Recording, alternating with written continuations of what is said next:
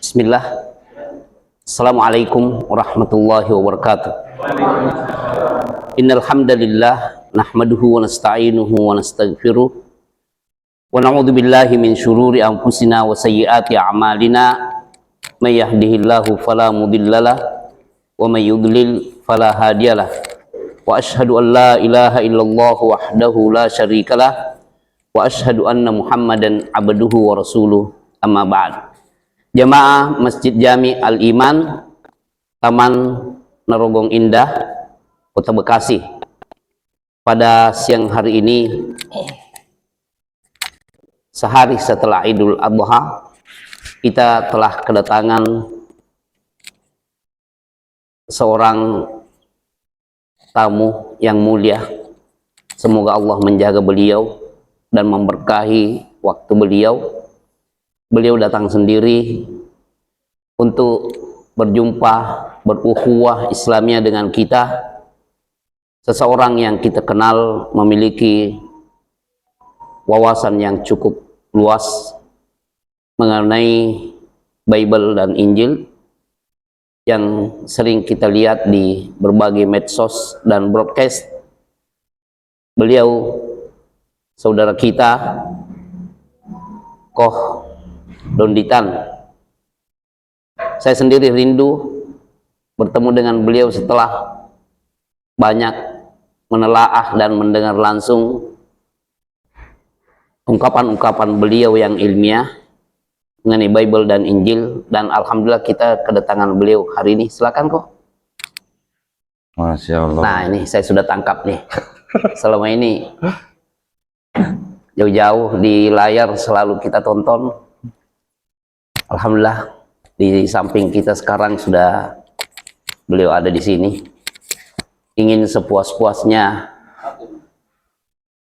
bertanya, dan antum siapkan ya pertanyaan-pertanyaan yang antum rasakan selama ini masih belum jelas lewat broadcast. Sebelumnya kita persilahkan beliau hafizahullah untuk bagaimana lahir di mana, tanggal berapa, dan bagaimana sejarahnya bisa alhamdulillah mendapat hidayah. Silakan Pak. Masya Allah. Bismillahirrahmanirrahim. Assalamualaikum warahmatullahi wabarakatuh. Salam. Sebelumnya saya harus minta maaf nih Pak. Saya datang ke sini dandanannya dandanan anak celup motor ini. Biasa. Mosok pakai dandanan begini suruh duduk di depan begini Pak. Karena kalau dandanan rapi banyak Ya mahal. Iya. Masya Allah. Ini live-nya, live. Ah, ini live? Live ya. Live? Di apa? Channel apa? YouTube. Ahdab Media. Oh ini apa namanya, channel masjid. Oh malah Masya Allah. Baik. Innalhamdulillah nahmaduhu wa nasta'inuhu wa nastaghfiruh wa na'udzu billahi min syururi anfusina wa min sayyiati a'malina may yahdihillahu fala mudhillalah wa may yudlil fala hadiyalah. Asyhadu an la ilaha illallah wahdahu la syarikalah wa asyhadu anna Muhammadan abduhu wa rasuluh. Allahumma shalli wa sallim wa barik ala sayidina Muhammadin wa ala alihi wa sahbihi ajmain. Amma ba'd. Puja dan puji syukur kita panjatkan kehadirat Allah Subhanahu wa taala.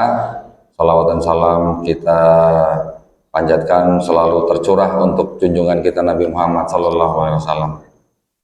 Saya sebenarnya datang ke sini ini untuk apa namanya, memenuhi undangan Pak Hartono ya. Pak Hartono ini teman kerja saya dulu di perusahaan apa, Indomobil ya. Janjinya mau diajak nyate kata gitu, Abu Zaidul Adha gitu. Saya nggak nyangka bakal suruh duduk di depan begini. Masya Allah. Baik, nama saya Donditan. Mungkin beberapa dari bapak di sini sudah ada yang tahu ya di YouTube ya. Tan itu marga saya. Jadi kalau orang Chinese bilang marga itu saya Pak. Jadi nama saya Dondi Setan. Tapi setan ya, bukan seton ya. Alhamdulillah saya berikrar 2 kalimat syahadat tahun 2014, tepatnya 25 Juli 2014. Setelah beberapa tahun saya mengamati tentang agama-agama. Memang kalau dilihat latar belakang saya itu dulu memang tumbuh dan besar kalau di rumah kampung yang tentu saja banyak muslimnya, tetapi rumah kedua saya adalah gereja, ya. Jadi saya dulu tumbuh dan besar di gereja, yang mana saya dulu dikafirkan oleh orang tua saya. Nah, kita pasti semuanya ingat lah ya, hadis yang masyhur bahwa setiap bayi yang lahir itu fitrah, ya, artinya muslim sebenarnya. Artinya orang yang berserah diri kepada Allah Subhanahu wa taala, Sang Penciptanya. Tetapi ketika anak itu besar, dia menjadi Majusi, Yahudi, Nasrani karena orang tuanya. Alhamdulillah setelah saya mengenal Islam, saya menerima Islam, akhirnya saya masuk Islam. Sebenarnya saya bukan beda agama, tapi saya sebenarnya kembali ke fitrah saya. Saya bisa menerima hal itu tuh dengan sangat lapang dada dan rasa bersyukur. Kenapa di dalam Islam itu kok filosofinya tuh simpel banget gitu ya, simpel banget, dan memang bisa dirasakan bahwa Islam itu hanya untuk manusia yang berpikir ya, maksudnya. Kalau yang nggak berpikir susah mungkin bisa menerima.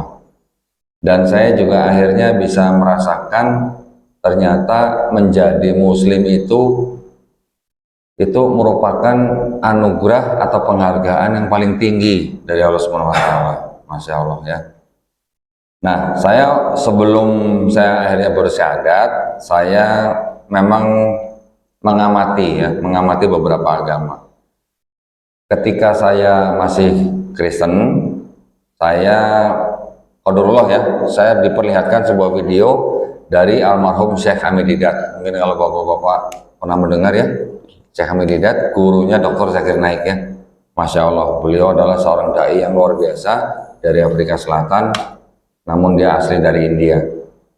Kecil dia tuh dulu sering dibully sama misionaris. Ketika dia menemukan sebuah buku yang sangat sangat lengkap untuk menjawab misionaris, bukunya namanya Izharul Haq. Dia baca buku itu, akhirnya dia kejar itu misionaris itu, diajak berdebat. Ya, sampai pada mencret gitu istilahnya. Sampai bahkan pendeta-pendeta pun juga tidak ada yang berdaya gitu melawan hujah-hujah dari almarhum Syekh Hamid Didat. Saya waktu masih Kristen nonton video dia, panas dong hati saya dong. Kitab saya diobok-obok gitu istilahnya kan. Tetapi lama-kelamaan saya tonton, oh iya ya, kok kelihatannya masuk akal gitu. Dan dia bisa menunjukkan bukti-bukti dengan Bible itu sendiri. Nah, ketika saya mulai mendengar itu, jadi lama-lama saya nonton video dia sambil saya pegang Bible saya sendiri gitu. Dia sebutin ayat apa, saya langsung buka. Dia sebutin apa, saya langsung buka dan saya catat. Saya dulu istilahnya kan sudah akrab gitu ya dengan Bible ya, jadi apapun yang dia sebutin saya bisa langsung cari, saya bisa baca sendiri. Ternyata benar gitu apa yang dia hujahkan gitu ya, bahwa di dalam Bible itu ternyata ada yang namanya ayat-ayat yang apa istilahnya plagiarisme ya, copy paste, setitik komanya tuh sama semua persis gitu, belasan ayat, bahkan puluhan, lebih dari 30 ayat. Kemudian disebutkan lagi ada ayat-ayat yang tidak otentik, fabrication, concoction, interpolation gitu. Wah, istilahnya ngeri juga ya, tambahan, sisipan, tidak asli gitu, macam-macam. Lama-kelamaan ketika saya mendengar begitu kan saya pikir, apa iya kitab saya nih banyak ayat yang tidak asli atau tambahan gitu ya, kok bisa gitu, ada namanya kitab suci tapi kok banyak ayat yang tidak asli. Akhirnya saya cari tahu sendiri, saya cari buktinya sendiri, saya riset sendiri. Alhamdulillah dapat gitu ya bukti-buktinya. Bahkan saya dapat bukti-buktinya bukan dari kalangan lain-lain, kecuali di kalangan Kristen sendiri. Dapat bukti-buktinya, buku-bukunya pun saya dapat akhirnya. Dari situ akhirnya saya memandang bahwa ini kalau begini kitab saya mungkin masih ada kebenaran ya, mungkin masih ada kebenaran. Karena biar bagaimanapun di dalam kitab saya di beberapa bagian tertentu masih mengajarkan tauhid gitu ya, masih mengajarkan tauhid.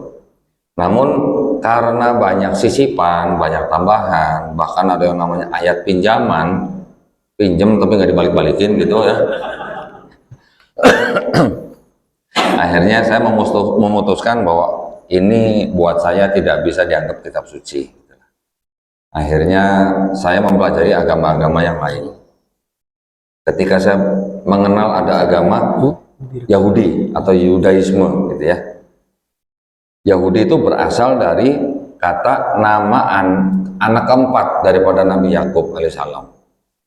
Kalau Kristen itu dari kata Kristus, gelar daripada Yesus. Jadi Yesus diberi gelar Kristus. Sama dengan Isa diberi gelar Al-Masih. Sama itu sebenarnya. Kemudian saya melihat ada agama Hindu. Hindu adalah nama tempat di mana agama itu berasal. Ada agama Buddha. Buddha itu gelar daripada Siddhartha Gautama, ya kan? Nanti ada lagi Konghucu. Konghucu itu nama nabinya, nabi dari agama Konghucu. Tapi ketika saya mengenal kata Islam, ini bukan nama orang, ini bukan nama tempat, ini bukan gelar orang gitu. Tapi Islam itu artinya berserah diri, gitu. Loh kok bisa yang lain nama orang, gelar, nama tempat? Ini Islam kok artinya berserah diri? Gitu. Saya pelajarin lagi, oh ternyata Islam itu agama yang memang diperuntukkan orang untuk hanya beribadah atau berserah diri kepada Sang Pencipta. Itu intinya sebenarnya. Ya, ketika saya mengetahui juga bahwa di dalam Islam tidak ada yang namanya orang dari suku A lebih baik dari suku B, suku B lebih baik dari suku A, tidak ada konsep begitu. Kita ingat ketika membaca hadis khutbah daripada Nabi Muhammad SAW, ya, khutbah perpisahan. Nabi Muhammad SAW mengatakan bahwa bangsa Arab tidak lebih baik dari bangsa non-Arab. Bangsa non-Arab juga tidak lebih baik daripada bangsa Arab. Yang lebih baik daripada mereka adalah apa? Takwanya. Jadi ternyata orang mau Arab, mau enggak, mau sipit, mau keriting, mau hitam, mau putih, tidak ada yang lebih baik kecuali apa? Takwanya ternyata. Masya Allah. Jadi saya melihat agama ini adalah agama yang memang benar-benar ditujukan hanya untuk manusia gitu ya. Ada agama lain yang pakai sistem apa? Kasta misalnya. Ada agama lain nanti yang menggunakan sistem eksklusivitisme, eksklusif gitu. Dia merasa bangsa pilihan gitu. Jadi kalau saya melihat begitu, ada orang yang istilahnya menciptakan agama, tetapi dikhususkan hanya untuk suku tertentu, ini pasti sudah bukan untuk semua orang. Begitu juga yang lain. Ketika saya memandang Islam, oh ternyata agama ini adalah agama yang diperuntukkan bagi semua orang, nggak peduli suku dan rasnya gitu ya. Mau suku apapun, kalau dia udah muslim itu saudara kita dalam seiman.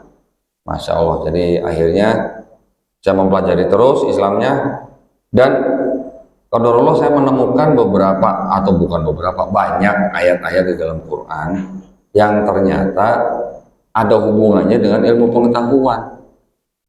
Mungkin saya banyak melihat atau punya banyak teman muslim yang sudah akrab dengan Quran tapi nggak pernah ngomongin itu ke saya gitu. Nggak pernah. Saya kenal Pak Hartono dulu berapa tahun Pak?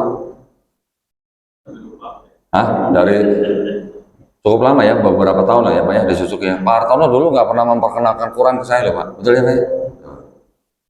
Jadi kita memang sepertinya kalau di dalam konteks pertemanan atau dalam konteks bermasyarakat itu memang lakum dinukum waliyadin. Tetapi ada sebuah keajaiban di dalam Quran yang sebenarnya adalah hidayah. Hidayah yang setiap saat disediakan Allah Subhanahu wa taala, cuman kadang-kadang kita tidak menyampaikan kepada orang yang di luar Islam. Memang ada aturan, kita tidak boleh mengajak orang atau mensiarkan agama kepada orang yang sudah beragama. Tapi kan kita bisa menyampaikan dengan cara-cara misalnya di medsos atau di mana, atau mungkin dengan cara apa supaya orang itu bisa membaca atau melihat gitu.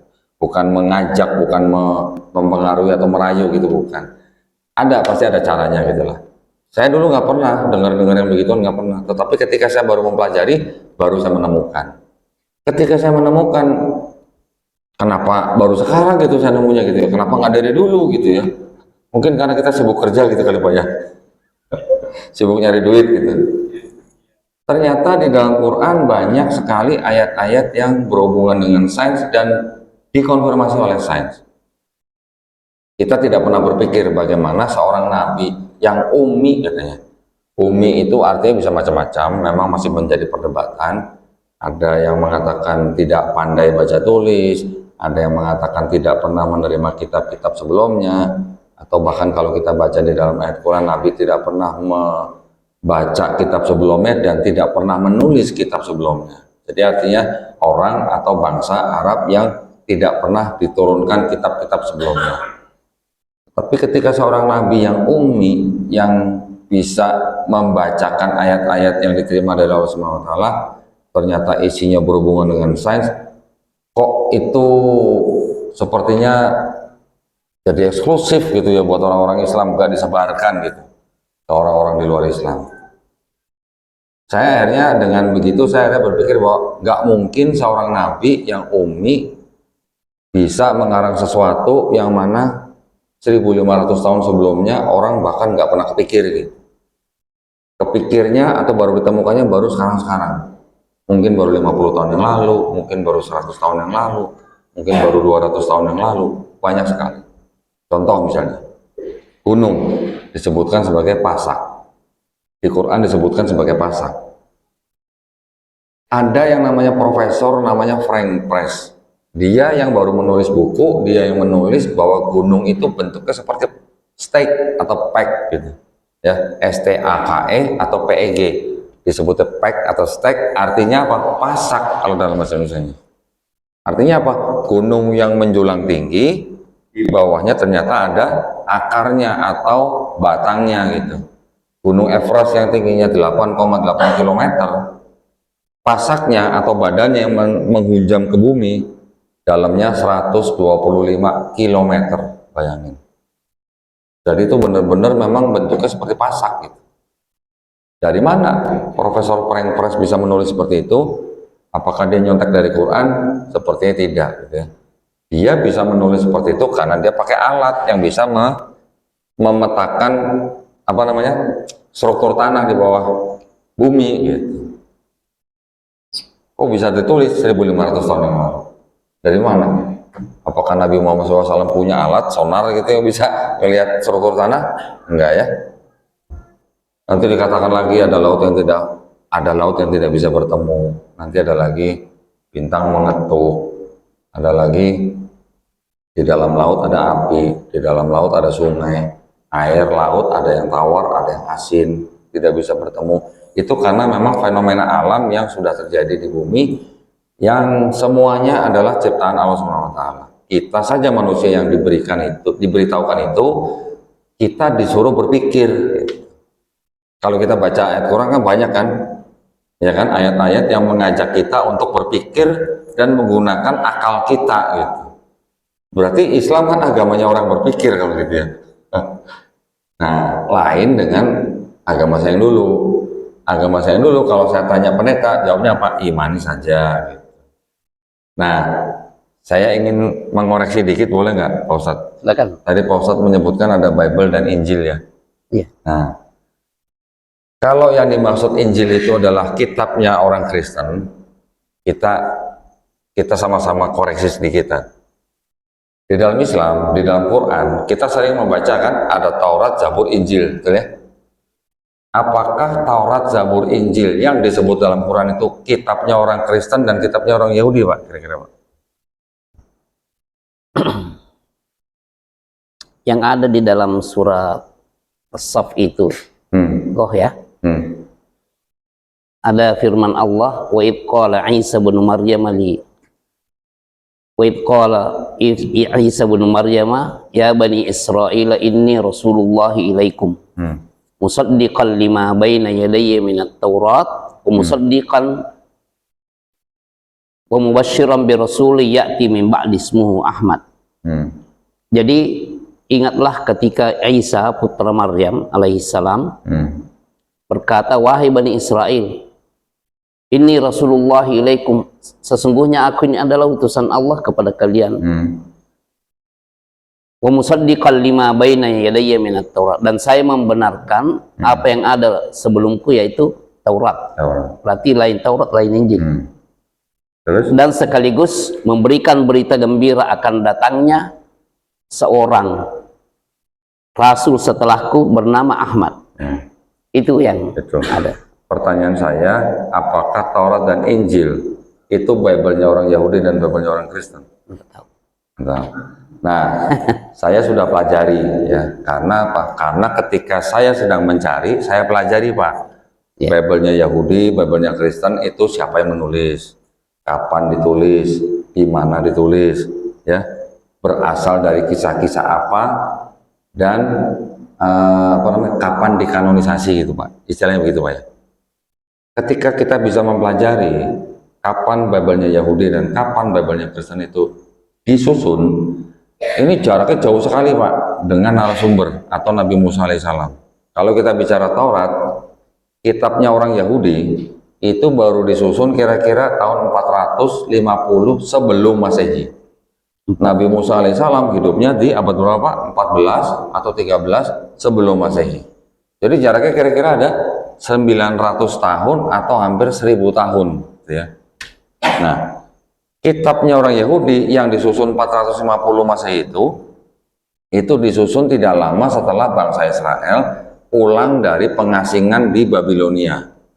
Ya, ketika mereka pulang dari Babilonia, mereka sudah menyusun kitab yang disebut dengan Tanakh. Tanakh itu singkatan dari Torah, Nevi'im, Ketuvim. Nah, ternyata yang menyusun Torah ini bukan Nabi Musa, tetapi orang-orang Israel yang ada di Babilonia yang punya 4 mazhab, Pak. Oh, mereka juga punya mazhab, Pak. 4 juga. 4 juga. Ya, mazhab ini disebut sebagai apa? Yahwis, Elohis, Deuteronomis, dan Priestly. 4 ini yang menyusun Torah, Pak. Torah ini buat umat Yahudi ini yang disebut dengan 5 kitab Musa. 5 kitab Musa ini Kejadian, Keluaran, Imamat, Bilangan, Ulangan. Ya, 5 kitab yang nyusun 4 mazhab gitu. Jadi 4 sumber masuk ke dalam 5 buku gitu, Pak. Nah, jadi ini bukan Nabi Musa sendiri yang menulis. Setelah ini ada kelompok-kelompok kitab yang disebut dengan Nevi'im, kitab nabi-nabi. Kitab nabi-nabi ada nabi-nabi besar, nabi-nabi kecil. Nabi-nabi besar itu ada kayak semacam Yeskiel, Yesaya, Yeremia gitu. Nanti nabi-nabi kecil ada Hagai, Habakuk, Ayub, Yunus, dan sebagainya. Kemudian kelompok yang terakhir namanya kitab Ketuvim atau tulisan orang-orang bijak, termasuk tulisan daripada Nabi itu sendiri. Di dalam kitab Ketuvim itu ada kitab yang disebut dengan Mazmur, kita mengenal dengan Zabur gitu ya. Nah, jadi kalau kita memperhatikan dan mempelajari, ternyata kitabnya orang Yahudi itu bukan Taurat yang dimaksud oleh Quran. Oh. Sejauh yang boleh kita imani yang disebut dengan Taurat di dalam Quran, itu paling-paling hanya 2 loh batu yang dibawa oleh Nabi Musa alaihissalam ketika turun dari Gunung Sinai, Pak. Itu saja paling. Ya, selain itu tidak ada catatan di kita bahwa Nabi Musa alaihissalam menulis kitab Taurat, itu enggak ada. Ya, itu kitabnya Yahudi. Bagaimana dengan kitabnya Kristen? Kitabnya Yahudi ini yang tadinya sebut Tanakh itu dari bahasa Ibrani diterjemahkan menjadi bahasa Yunani di abad ketiga sebelum Masehi. Ya, kitab ini beredar terus sampai yang disebut dengan zamannya Nabi Isa alaihissalam atau Yesus Kristus, sampai Nabi Isa atau Yesus ini tidak ada atau diangkat. Ya, terlepas dari cerita disalib atau tidak, apa dibunuh atau tidak, kitab ini beredar terus sampai di abad keempat. Kitab yang diterjemahan bahasa Yunani ini yang namanya Septuaginta ini dijadikan satu dengan kitabnya orang Kristen. Kitab orang Kristen ini yang disebut dengan Perjanjian Baru. Di dalam Perjanjian Baru ini ada 27 kitab, Pak. Ya, 27 kitab, yang 4 disebut dengan Gospel atau yang Bapak tadi sebut Injil. Ini kita jangan sebut sebagai Injil, Pak. Kita sebut dengan Gospel aja. Karena ini bukan tulisan Yesus atau tulisan Nabi Isa alaihissalam. Bentar kok.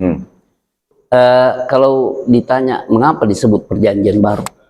Gitu, Pak. Jadi orang Israel pada zaman mereka itu mereka memang sebuah bangsa yang boleh dikatakan memang dipilih untuk diberikan kitab Taurat, ya Pak ya. Mereka juga dibebaskan dari bangsa Mesir ketika mereka menjadi budak. Tetapi diceritakan juga bahwa mereka memang banyak berbuat dosa atau kesalahan, banyak melanggar perintah Allah. Makanya ketika Bani Israel waktu itu menyembah berhala patung sapi yang dibuat oleh Samiri, Allah Subhanahu wa taala kan menghukum mereka dengan membiarkan mereka saling membunuh. Betul kan, Pak?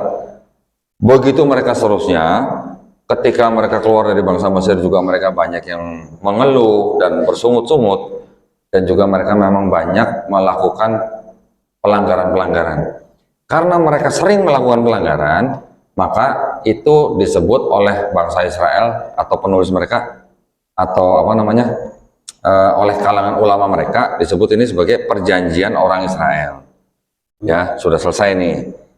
Orang Kristen menganggap bahwa perjanjian ini belum selesai. Dijadikan lagi yang namanya perjanjian baru dengan pusat atau senternya Yesus Kristus. Yang mana di dalam doktrin mereka, Yesus Kristus inilah yang disebut sebagai simbol untuk penebusan dosa umat manusia. Yang dengan Yesus Kristus ini yang disebut dengan perjanjian baru. Mereka mengambil istilah dari kitabnya orang Yahudi, Pak. Ya. Karena ada perjanjian baru di situ di dalamnya. Tetapi yang dimaksud oleh orang Yahudi dengan perjanjian baru itu adalah apa? Yaitu perjanjian yang diperbaharui supaya istilahnya Allah SWT melupakan dosa-dosa yang lalu. Kita stop sekarang, kita dengan bikin perjanjian baru gitu. Berarti kedua istilah ini berbeda ini. Berbeda, istilahnya orang Yahudi ini dipakai oleh Kristen gitu. Gitu Pak ya. Nah, tadi saya ceritakan belum selesai. Ya. Yang 4 gospel ini bukan tulisan Yesus, bukan tulisan murid-murid Yesus, Pak. Ya. Oke, ini ditulis kira-kira 35 tahun setelah Yesus nggak ada. Ya, jadi kalau saya katakan begini, Taurat, Zabur, Injil adalah wahyu-wahyu yang diterima atau diberikan kepada Nabi dan Rasulnya untuk Bani Israel pada zaman itu. Setuju nggak, Pak? Saya ulang ya, Taurat, Zabur, Injil adalah wahyu-wahyu yang diturunkan kepada Nabi dan Rasulnya untuk Bani Israel pada zaman itu. Setuju nggak, Pak? Kalau yang diturunkan ya pasti, tapi apakah itu yang ada pada mereka asli atau tidak? Gitu ya. Tapi definisi daripada Taurat, Zabur, Injil itu kan adalah wahyu-wahyu yang diturunkan Allah SWT kepada Nabi dan Rasulnya untuk Bani Israel pada zaman itu. Menurut akidah kita. Menurut akidah kita. Ya. Dan kita tidak pernah mendengar bahwa Taurat, Zabur, Injil dijanjikan oleh Allah SWT untuk dijaga. Betul nggak? Iya. Ya. Pernah dengar untuk dijaga Taurat, Zabur, Injil? Belum. Tidak pernah, Pak ya? Yang dijanjikan Allah SWT untuk dijaga hanya Quran. Betul kan? Karena tidak dijanjikan untuk dijaga, makanya Taurat, Zabur, Injil itu tidak dilestarikan menurut akidah kita, umat Islam. Jadi, setelah kita pelajari juga, ternyata memang Taurat tidak ditulis oleh Nabi Musa alaihissalam, Zabur tidak ditulis oleh Nabi Daud alaihissalam, Injil juga tidak ditulis oleh Nabi Isa alaihissalam, yang di dalam kitabnya orang Kristen gitu. Oke? Saya bisa pertanggungjawabkan ini dari kalangan akademisi juga, gitu ya. Nah, sekarang kalau namanya wahyu diterima Nabi, itu bentuknya seperti apa, Pak? Wahyu kan pesan atau pengetahuan yang langsung masuk ke dalam kolbunya Nabi, betul ya? Apa yang diajarkan Nabi kepada umatnya, ya itulah yang disebut dengan wahyu yang diturunkan kepada umat tertentu, gitu. Ya, kata kitab sendiri di dalam Quran itu artinya bukan hanya wahyu yang dibukukan, tetapi juga bisa berarti apa? Ketetapan, perintah atau hukum dari Allah SWT untuk umat tertentu. Betul kan? Iya. Nah, jadi sekarang kita sudah bisa pastikan atau simpulkan Taurat, Zabur, Injil yang disebut dalam Quran itu bukan Bible-nya orang Yahudi, juga bukan Bible-nya orang Kristen. Gitu, Pak. Maka itu kita jangan menganggap itu sebagai kitab-kitab yang sebelumnya pernah diturunkan. Yang ada sekarang ini. Iya, yang dipegang sama orang Yahudi dan orang Kristen itu bukan Taurat, Zabur, Injil yang disebut dalam Quran. Sudah bukan ya? Bukan lagi, sudah bukan lagi. Saya bisa memastikan. Sebentar kok. Ini kan izin minum, Pak ya? Ya silakan. Memang untuk kok itu. Sambil ya kalau ada pertanyaan supaya agak hidup nih. Kok. Begini.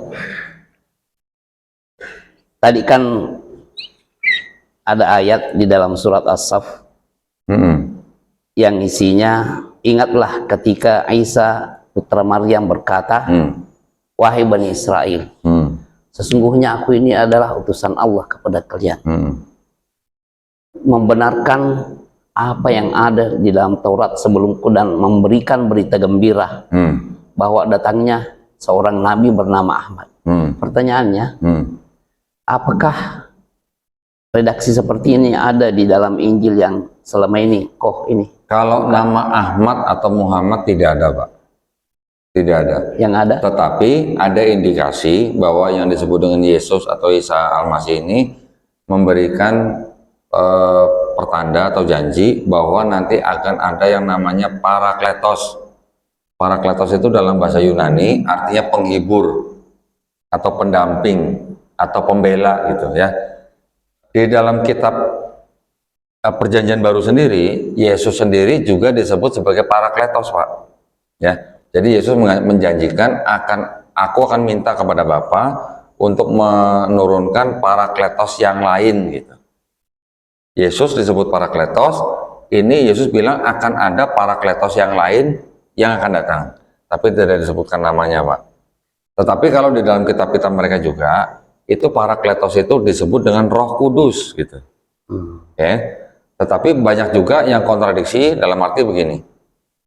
Di dalam kitab itu dikatakan bahwa Parakletos itu tidak akan datang kalau aku tidak pergi. Aku harus pergi supaya Parakletos itu datang gitu. Dan dikatakan lagi Parakletos itu sebagai roh kebenaran. Roh kebenaran itu nanti akan memberitahukan apa yang istilahnya yang untuk semua hal begitu ya. Parakletos itu juga nanti akan berbicara dari apa yang dia dengar. Dia tidak dapat berkata-kata dari dirinya sendiri. Nah, kalau tidak dapat berkata-kata dari dirinya sendiri dan dia hanya berkata-kata dari apa yang dia dengar, itu kan ciri-ciri seorang nabi. Betul kan? Ciri-ciri seorang nabi kan begitu. Dia hanya menyampaikan apa yang dia dengar. Sama seperti Nabi Muhammad SAW. Apa yang dia dengar, dia yang sampaikan. Itu Yesus berkata begitu. Gitu. Cuman sama orang Kristen, itu diartikan sebagai Roh Kudus. Roh Kudus itu dianggap sebagai pribadi ketiga dari ketuhanan mereka. Ya. Tapi kalau ini penafsiran ya? Ya, kita tidak boleh menafsirkan kitab suci orang, Pak. Iya. Ya. Nggak, maksudnya begini. Kan katanya wahyunya bakal ada pembela lain. Tapi menurut kau tadi itu ditafsirkan oleh mereka sebagai Roh Kudus. Iya. Ya. Berarti penafsiran. Penafsiran. Oh. Tapi juga ada tulisannya Roh Kudus, Pak. Ada tulisannya memang Roh Kudus yang ditujukan kepada itu. Jadi beda-beda, Pak. Yang di sini bilang roh kebenaran, nanti juga mereka ada tulis Roh Kudus, nanti ada lagi yang tulis penghibur. Nah, orang Kristen menafsirkan itu semua sebagai Roh Kudus. Tetapi dari kalangan mereka juga, ada dari kalangan sarjana-sarjana Perjanjian Baru, mereka mengatakan di naskah yang lama dulu tidak ada tulisan kudusnya, cuman roh aja gitu. Sedangkan pengertian roh itu bisa diartikan untuk nabi. Dalam arti roh-roh yang mengajarkan itu bisa diartikan sebagai orang-orang yang diutus sebagai nabi gitu. Nah, jadi ini dalam rangka dialog teologi ya, Pak ya. Iya. Kita tidak boleh menafsirkan kitab suci orang, ya. Karena kita juga tidak mau Quran kita ditafsirkan oleh orang selain Islam, betul kan? Jadi yaitu ranahnya mereka. Mereka memang menafsirkan itu sebagai Roh Kudus, yaitu hak mereka gitu, Pak. Tetapi bisa kita bantah dengan sisi-sisi lain atau pendekatan lain. Misalnya dari sisi bahasa. Yesus mengatakan alon parakleton. Alon parakleton itu artinya parakletos yang jenisnya sama dengan Yesus gitu, Pak. Karena Yesus manusia, Yesus nabi juga, berarti yang akan datang juga manusia dan nabi juga gitu. Bisa dikatakan begitu. Kalau yang datang itu Roh Kudus, berarti jangan pakai alon parakleton, tapi harusnya pakai apa? Heteron atau heteros parakleton. Itu bahasa Yunani dari sisi bahasanya. Gitu. Dari sisi sifatnya, kalau mereka bilang Roh Kudus itu Tuhan, tapi kok Tuhan nggak bisa berkata-kata dari dirinya sendiri? Kenapa Tuhan harus mendengar dari apa yang dia dengar? Gitu. Itu hanya bantahan-bantahan yang di dalam ranah perdebatan teologi. Ya, sebentar kok. Ya. Begini, kok di sejumlah broadcast itu memperlihatkan ada Injil yang dipegang berbahasa Inggris juga ya. Berbahasa Indonesia juga ada. Mungkin ada bahasa lain. Bahasa Arab ada? Bahasa Arab ada? Nah, pertanyaan begini. Kalau silakan dong. Di kalangan ulama kaum muslimin dari dulu sampai sekarang, mereka memang membolehkan menerjemahkan Al-Quran ke berbagai bahasa apapun. Tetapi persyaratannya, terjemahan itu di sampingnya ada ayat Quran yang Teks hijaiyahnya. Iya, hijaiyahnya. Ya. Nah, kalau yang saya lihat itu menunjukkan Injil berbahasa Inggris, ada nggak aslinya? Gini Pak, jadi kalau di dalam kekristenan, di badan penerbit Bible-nya ya Pak ya, Iya. itu macam-macam. Kalau untuk jemaat Kristen, mereka cetak hanya untuk yang terjemahan bahasa Indonesia, untuk jemaat nih. Tapi untuk kalangan tertentu, kadang mereka mencetak ada teks Yunaninya Pak, ada Yunani dan Indonesianya, itu ada. Dan yang dianggap asli di sini yang Yunani.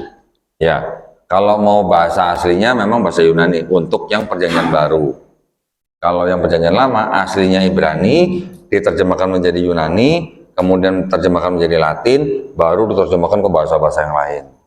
Bertingkat-tingkat. Bertingkat-tingkat. Ya.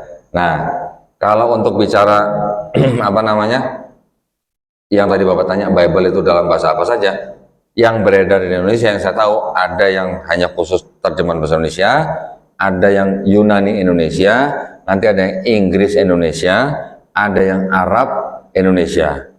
Ada juga Pak yang Arab Indonesia. Nanti ada lagi yang Ibrani Indonesia, itu juga ada. Tetapi yang selain terjemahan yang bahasa Indonesia saja, ini biasanya terjemahan yang dual bahasa ini hanya untuk kalangan-kalangan tertentu. Pertanyaannya, orang Kristen tidak banyak yang bisa bahasa Arab, ya kan Pak? Tetapi penerbit Alkitab itu mereka juga menerbitkan Bible dalam bahasa Arab dan Indonesia. Kira-kira untuk siapa? Kira-kira kalau untuk orang Kristen sedikit sekali yang bisa membaca, tapi kalau orang Islam kan banyak yang bisa bahasa Arab. Nah, jadi kira-kira Bible bahasa Arab itu ditujukan untuk siapa kira-kira? Kok pegang yang berbahasa Arab itu? Ada. Ya karena Pak Hartono nggak bilang, jadi saya nggak bawa gitu. Iya. Kalau Pak Hartono bilang, saya bawa. Nah, Ini. terus ada lagi begini Pak. Ada lagi nanti kitab-kitab yang mereka cetak, itu mereka menggunakan istilah-istilah dalam bahasa Arab, tapi terjemahan bahasa Indonesia Pak. Contohnya apa? Menggunakan nama Isa Al-Masih. Ya, nanti ada lagi yang menggunakan kata Assalamualaikum. Ada yang menggunakan kata Insya Allah. Bahkan sampai ada yang menggunakan kata masjid dan Ka'bah. Sampai begitu. Ya. Ini ada pertanyaan kok. Ya kan? Sambil ya. Ya. Apakah kan itu kan Injil menjadi rujukan hukumnya? Injil. Ya bagi kehidupan Nasrani maksudnya. Ya. Ya perjanjian baru maksudnya. Ya. Iya, ya. Kalau di dalam Islam itu kan kalau orang meninggal ada pewarisnya. Ya. Contohnya seorang suami meninggal, istrinya dapat sekian kalau ada anaknya, kalau tidak anaknya dapat sekian. Ya. Ada nggak? Nggak ada Pak. Terus cara membagi warisan gimana? Jadi mereka menggunakan atau mengikuti hukum negara. Nah, padahal hukum negara di Indonesia juga mengadopsi hukum Islam. Gitu Pak. Jadi mereka tidak secara jelas mengatur kehidupan jemaatnya dari mulai lahir sampai mati, nggak begitu jelas Pak. Contoh, di kitab mereka diceritakan Yesus Kristus ketika setelah disalib, kan mayatnya diambil oleh seorang dari Arimatea, kemudian dikafani. Jadi Tuhannya orang Kristen diceritakan mati terus dikafani. Tapi sekarang orang Kristen mati masuk peti gitu Pak. Masuk peti baru dikubur gitu. Beda gitu Pak. Jadi hukumnya mereka tuh bukan hukum yang seperti di dalam Islam yang mempunyai syariat yang mengatur orang dari lahir sampai mati gitu. Bukan yang begitu. Ya. Nanti diceritakan lagi bahwa Yesus di dalam kitab mereka umur 8 hari disunat. Orang Kristen, tidak semua orang Kristen disunat. Ada yang disunat, ada yang tidak. Sebagian besar tidak. Diceritakan lagi, Yesus puasa, bahkan 40 hari. Orang Kristen tidak semuanya berpuasa. Ada yang puasa, ada yang tidak. Diceritakan lagi, Yesus tidak pernah makan babi. Tapi orang Kristen makan babi. Masya Allah. Nah, kenapa bisa ada perbedaan seperti itu? Ya, jadi sebenarnya kalau tadi saya ceritakan, sebenarnya tadi belum selesai saya menceritakan tentang komposisi daripada kitab mereka ya Pak ya. Jadi komposisi kitab mereka itu dalam satu kitab itu 2/3-nya ini sebenarnya kitabnya orang Yahudi. Oke, kitabnya orang Yahudi yang ditafsir oleh orang Kristen menjadi seolah-olah kitabnya Yahudi itu berbicara mengenai Yesus di Perjanjian Baru. Oke, kitabnya orang Yahudi ini jumlahnya 39 kitab yang ditempel dengan kitabnya orang Kristen yang berjumlah 27 kitab. Nah, jadi total 66 kitab ini khusus untuk kitabnya orang Protestan, Pak. Ya, Kristen Protestan maksudnya. Yang 27 kitab ini, 13 itu semuanya surat-surat dari orang yang disebut Paulus. Yang 4 disebut dengan Gospel.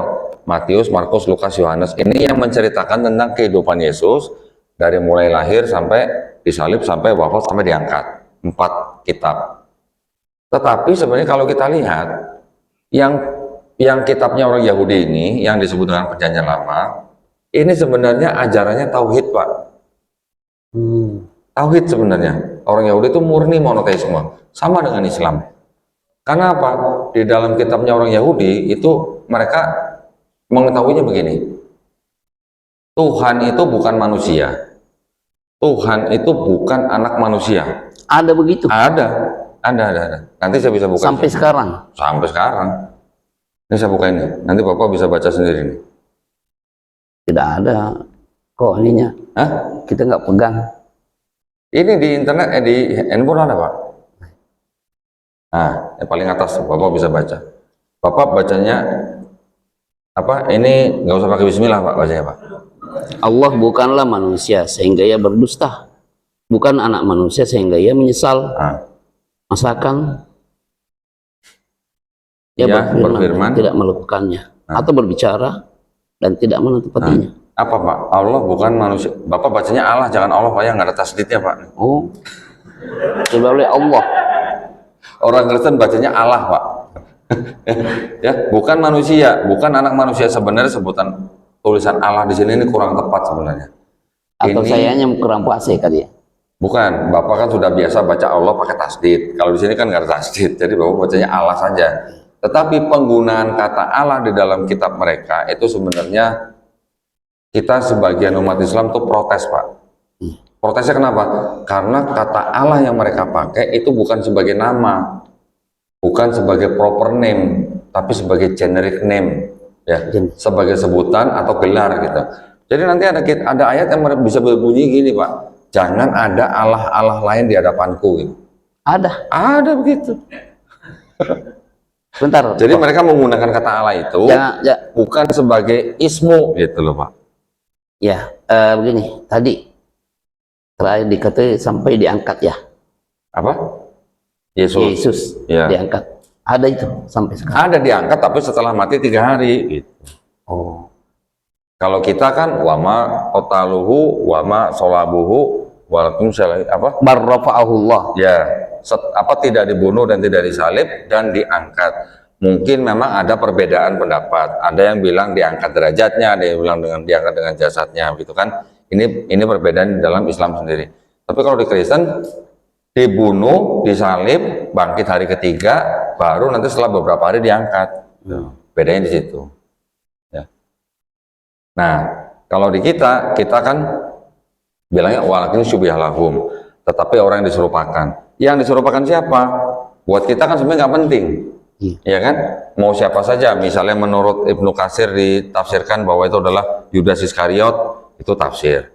Nanti ada lagi Ibnu Abbas menafsirkan itu adalah murid Nabi Sallallahu Alaihi Wasallam yang paling muda, itu juga tafsir. Tetapi itu tidak tertulis dalam Quran, itu kan tafsir. Buat kita tidak penting siapa yang diserupakan gitu. Nanti ada lagi sebagian kalangan umat Islam menafsirkan bahwa yang diserupakan itu kejadiannya, bukan orangnya. Ada yang begitu. Nah, kalau di mereka bilang Tuhan bukanlah manusia, Tuhan bukanlah anak manusia. Apa bedanya Pak dengan lam yalid wa lam yulad? Malam yakul lahu kufuwan. Sama kan? Nah, jadi kitabnya orang Yahudi sebenarnya tauhid. Oh. Ya, Dan itu masih ada ya itu. Ini digitalnya begini, masih ada. aslinya juga. Aslinya juga masih ada. Dan juga mereka bilang gini, Tuhan tidak akan berubah. Jadi Tuhan yang manusia itu, Tuhan yang bukan anak manusia itu, Tuhan yang bukan manusia dan Tuhan yang bukan anak manusia itu tidak akan berubah. Nanti ada lagi kata-katanya, langit yang meliputi segala langit itu tidak akan bisa memuat engkau atau memuat Tuhan gitu Pak. Ya artinya kalau kita kan mengenal Allahu Akbar gitu kan, Akbar ini segede apa kita nggak pernah bisa bayangin gitu manusia. Tetapi disebutkan di sini langit dari yang meliputi segala langit tidak akan bisa memuat engkau gitu. Artinya Tuhan maha besar gitu. Tapi tiba-tiba ketika masuk ke dalam kitabnya orang Kristen, Tuhan yang tidak bisa jadi manusia ini, Tuhan yang bukan anak manusia ini tiba-tiba jadi Yesus gitu Pak. Nah ini yang bertentangan gitu loh. Ya, jadi akidahnya orang Kristen itu di dalam kitab mereka sendiri itu bertentangan antara perjanjian lama dan perjanjian baru. Yang satu bilang bukan manusia, yang satu lagi Tuhan menjelma jadi manusia. Nah, ini diceritakan yang Yesus di 4 gospel ya. 4 gospel ini ditulis kira-kira tahun 65 sampai 95 Masehi, Pak. Masehi ya. Setelah itu baru diikuti oleh surat-surat yang disebut dengan surat-surat Paulus. Tetapi sebenarnya menurut ahli perjanjian baru, surat Paulus ini ditulis sebelum 4 gospel itu, Pak. Nah, ditulis kira-kira tahun 48 sampai 65 Masehi. Jadi sebenarnya tulisan-tulisan Paulus ini yang mengajarkan bahwa Yesus mati di atas kayu salib untuk menebus dosa manusia, karena manusia sudah punya dosa waris, itu sudah ditulis lebih dahulu daripada 4 gospel ini. Jadi 4 gospel ini sebenarnya terpengaruh oleh tulisan-tulisan Paulus gitu Pak. Ya. Jadi kalau kita mau membagi kitabnya orang Kristen, kita baginya menjadi 3. Pertama, 2/3 ini adalah kitabnya orang Yahudi yang monoteis, walaupun di dalamnya banyak kontradiksi. Ketika masuk perjanjian baru, ada bagian 4 gospel yang menceritakan tentang Yesus, yang sebenarnya di dalam sini yang 4 gospel ini tidak ada ajaran Kristen dari Yesus, Pak. Ajaran Kristennya timbul dari surat-surat Paulus. Ada 13 surat Paulus gitu, ya. Ajaran Kristen mulainya dari situ, bukan dari yang 4 gospel ini. Di dalam 4 gospel ini kalau kita baca, Yesus juga mengajarkan tauhid sebenarnya. Karena apa yang di perjanjian lama, ada ayat begini Pak, Shema Israel, Adonai Elohenu, Adonai Ehad. Ini bahasa apa ini? Bahasa Ibrani. Ya, ada Ehad. Kita sering membaca Kul huwallahu ahad. Ada Ehad, ada Ahad. Sama nih Pak sebenarnya. Ini bahasa Ibrani, ini bahasa Arab. Artinya sama. Jadi kalau di dalam perjanjian lama, Adonai Elohenu, Adonai Ehad, itu artinya Tuhan Allah kita, Tuhan itu Esa. Sama dengan Kul huwallahu ahad. Yang di 4 gospel ini, Yesus mengulang pernyataan itu, mengajarkan itu gitu. Jadi Yesus juga mengajarkan tauhid sebenarnya kalau di dalam yang 4 gospel. Tetapi ketika masuk ke dalam surat-surat Paulus, baru berubah ajarannya. Paulus mengatakan manusia sudah lahir dengan dosa waris. Artinya ada dosa yang menjalar dari dosa yang dilakukan oleh Adam dan Hawa gitu. Menjalar kepada setiap manusia yang lahir. Karena manusia sudah punya dosa waris, makanya manusia tidak bisa selamat dengan sendirinya. Harus ada Tuhan yang turun menjadi manusia, menyelamatkan manusia. Ini ajaran Paulus atau ajaran gereja gitu. Bukan dari Injil. Bukan dari gospel Pak, jangan sebut Injil Pak. Ya. Jangan sebut Bukan Injil. dari wasiat. Ya, bukan dari yang 4 gospel itu. Ya, ajaran Kristennya begitu. Jadi seolah-olah gini Pak, misalnya Ustadz ke toko, misalnya ke toko baju, toko permen misalnya. Ustadz di toko permen itu, nauzubillah munjalik, mencuri permen. Ustadz makan. Nggak ketahuan nih sampai punya toko nih. Sehari, kemudian Ustadz balik lagi ke situ. Pak, mohon maaf kemarin saya mencuri permen, saya makan, saya sudah bersalah, saya mohon saya diampuni gitu. Ini analogi ya. Yang punya toko bilang apa? Boleh kamu saya ampuni, tapi kamu harus bunuh anak saya dulu gitu, untuk bisa mengampuni dosa bapak. Gitu. Kira-kira gitu Pak analoginya. Ya, jadi ada ayat karena begitu besar kasih Tuhan kepada manusia sehingga dikorbankan atau dikaruniakan anak yang tunggal ini supaya barang siapa percaya kepada dia beroleh hidup yang kekal atau selamat. Itu akidah mereka. Begitu ya. Kira-kira sampai di sini bisa dipahami ya? Ya, Ya. alhamdulillah jemaah sekalian. Saya berharap jangan kali ini saja, ya. Ya Jangan boleh. pertama dan jangan terakhir. Oh, boleh. Nanti lain kali bisa saya bawa kitab-kitabnya. Ya. Kalau mau. Dan ini kita bisa lebih banyak mengundang media karena ini merupakan pengetahuan untuk memperkuat bahwa betul-betul seperti yang dikatakan tadi bahwa yang ada itu Allah memelihara atau menjaga Al-Qur'annya. Ya, betul. Ya, inna nahnu nazzalna al-Qur'ana inna nahnu nazzalna dzikra wa inna lahu lahafizun. Demikian jemaah sekalian, kita berdoa semoga Allah Subhanahu wa taala memberikan ganjaran yang berlipat ganda kepada Koh atas kedatangannya sendiri, dan juga kita merasakan ukhuwah Islamiyah pada saat ini. Dan sekali lagi semoga ini bisa terulang dalam waktu yang tidak terlalu lama, karena ini pengetahuan tentang ini kita perlukan. Subhanakallahumma bihamdika asyhadu an la ilaha illa anta astaghfiruka wa atubu ilaik. Assalamualaikum warahmatullahi wabarakatuh.